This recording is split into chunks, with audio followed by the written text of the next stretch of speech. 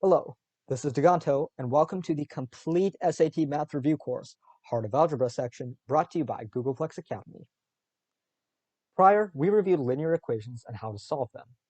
But on the SAT, we aren't always directly given the equations that we need. Sometimes, a question will require us to derive the equation from a word problem. Let's take a look at an example of a linear equation word problem to see what we're up against. Neil works at a car company and is paid a 3% commission for every car he sells, up to $100,000 in sales. After he sells $100,000 in cars, he receives a 15% commission on additional sales. If Neil earns $33,000 in commissions in a week selling P dollars in cars, what is the value of P? Pause the video if you need to reread this. With this linear equation word problem, the goal is to find the value of P, or how much money Neil has sold in cars. If this seems like a lot to digest, don't worry, we'll make it easier by the end of the video.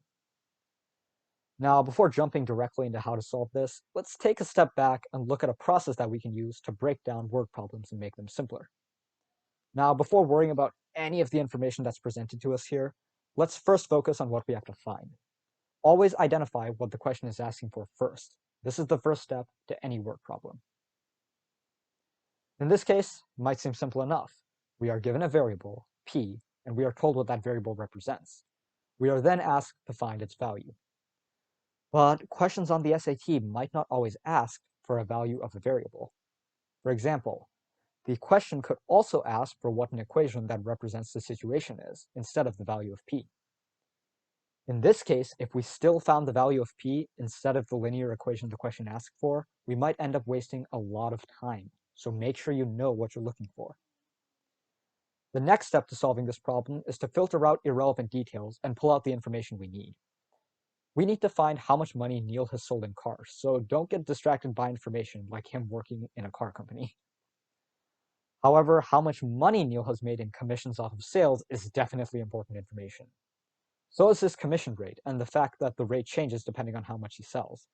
You might want to underline or circle this information, but the main thing is that you just don't get distracted by the irrelevant details.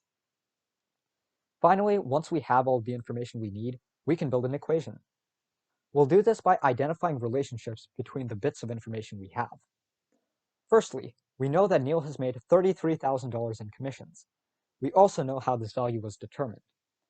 His pay via commissions is 3% for the first $100,000 he sells, or 0.03 times $100,000, added to the 15% commission on additional sales. We don't actually know how much additional money after $100,000 Neil has sold in cars, but we can actually represent this value by utilizing the variable P, or how much money Neil has sold in cars, minus 100,000. This will represent the surplus of the money Neil has sold after the first $100,000. And there we have it. The final step is to find the answer. Now, if the question just asked for an equation, that would be our answer, but we need to find P. So pause this video and try that out for yourself.